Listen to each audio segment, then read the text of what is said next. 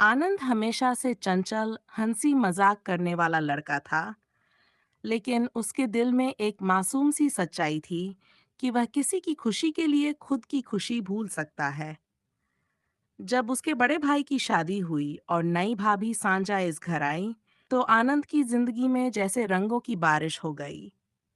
भाभी की मुलायम हंसी, उनकी बातों का ठहराव और उनकी आंखों की नम चमक, हर चीज आनंद के दिल पर ऐसे उतरती जैसे बरसों से वो इसी का इंतजार कर रहा हो। सांझा की शादी अरेंज थी। भाई विदेश कंपनी में काम करता था। शादी के कुछ ही महीनों बाद वह वापस अपने काम पर लौट गया।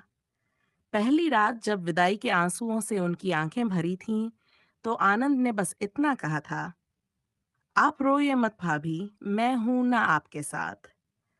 और उसी दिन से शायद उनके बीच एक अनजाना रिश्ता जन्म ले चुका था।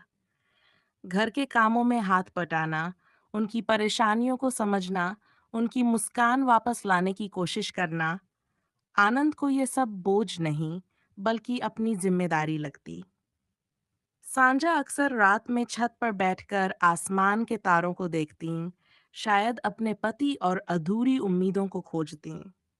एक बार आनंद चुपके से पीछे आ गया और बोला, क्या सितारों में कोई दोस्त ढूंढ रही हैं? सांझा हंस पड़ी। हाँ, जो मेरी बात सुन सके। आनंद ने आंखें झुका ली। तो मैं तो हूँ। ये एक छोटा सा पल था, पर दोनों की धड़कनों ने इसे एक अनकहा सच बना दिया।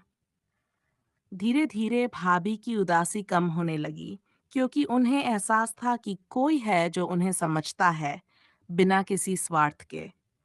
पर दिल की दीवारें कब रहती हैं, कोई नहीं समझ पाता। एक दिन जब बारिश बहुत तेज हो रही थी और बिजली गायब थी, तो सांझा डरकर आनंद के करीब आ खड़ी हुई। उनका कांपता हाथ आनंद ने थाम लिया। डर मत, मैं हूं। उस एक स्पर्श ने आनंद को रात भर जगाए रखा। उसे महसूस हुआ कि वह इस पल को कभी भूलना नहीं चाहेगा। सांझा ने भी वह स्पर्श बरसों तक दिल में संभाल कर रखा, पर उन्होंने अपने भीतर की हर चाहत को एक ताला लगा दिया, क्योंकि वह किसी की पत्नी थी। गांव में लोग बातें बनाने लगे, देवर और भाभी की ये नजदीकियां ठीक नहीं। लेकिन आनंद को समाज की परवाह नहीं थी, उसे सिर्फ भाभी की मुस्कान चाहिए थी। हालांकि सांझा समझदार थी, उन्होंने आनंद से कहा, रिश्तों की अपनी मर्यादाएं होती हैं और हमें उन्हें बनाए रखना है। आनंद चुप हो गया, पर उसके दिल में भाभी की मोहब्बत अब धड़कन बन चुकी थी। भाई की चिट्ठियां कम होती जा रही थीं, फोन पर भी वह बस यही कहता, बिजी हूँ, सब ठीक है। सांझा की आंखों की चमक हर दिन थोड़ी और खोती जाती। एक रात सांझा रो रही थी। आनंद कमरे में गया। क्यों रो रही हैं? सांझा टूट गई। किसी को फर्क नहीं पड़ता मेरी खुशियों से, यहाँ तक कि उसे भी नहीं, जिसके नाम से मैं जानी जाती हूँ। आनंद को ये सुनकर गुस्सा भी आया और दर्द भी। उसने पहली बार सांझा को बाहों में ले लिया।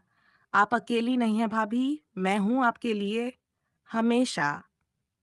पर तभी सांझा होश में आई, खुद को अलग किया। नहीं आनंद, ये गलत है। तुम मेरे लिए सब कुछ हो, पर हमारा रिश्ता इतना आगे नहीं बढ़ सकता। लेकिन प्यार क्या सीमाएं समझता है। अगले दिन आनंद ने फैसला कर लिया कि वह भाई को वापस बुलाएगा, क्योंकि सांझा की हंसी उससे ज्यादा उसके भाई की जिम्मेदारी थी। उसने भाई से कहा, भाभी आपके इंतजार में टूट रही हैं, अब लौट आइए। कुछ हफ्तों बाद भाई वापस आ गया। घर में रोशनी लौट आई, पर आनंद की आंखों की चमक बुझने लगी। सांझा अब फिर मुस्कुरा रही थी, पर जब भी उनकी नजर आनंद से मिलती, दोनों के दिल में कसक उठती। एक रिश्ता जो कभी बोला नहीं गया, पर था बहुत गहरा। एक दिन के रास्ते लौटते हुए सांझा रुक गई। आनंद, मेरा दिल आज भी तुम्हारा आभारी है। तुम्हारे बिना मैं टूट जाती। पर याद रखना, कुछ रिश्ते बस दिल में रखे जाते हैं, दुनिया से नहीं। आनंद की आंखों में आंसू थे। मेरी खुशी आपकी मुस्कान में है भाभी, चाहे वो मेरे लिए न हो। सांझा ने धीरे से उसका माथा छुआ। ये छुअन विदाई थी, दुआ थी और प्यार की आखिरी स्वीकारोक्ति भी। समय बीत गया। आनंद एक सफल इंजीनियर बना, दूर शहर में रहने लगा। उसने कभी भाभी की मर्यादा का दामन नहीं छोड़ा।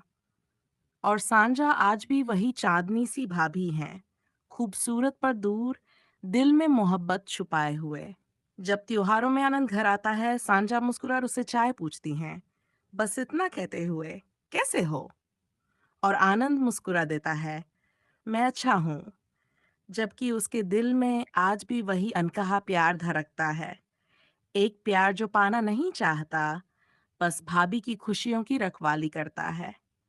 उनकी कहानी कभी मुकम्मल नहीं हुई, पर शायद इसी अधूरेपन का नाम मोहब्बत है, जिसमें किसी को खामोशी से चाहना ही सबसे बड़ा इकरार होता है और किसी की इज्जत रखना ही सबसे बड़ी जीत।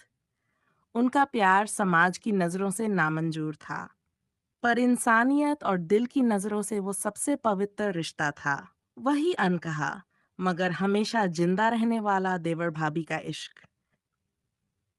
अगर तुम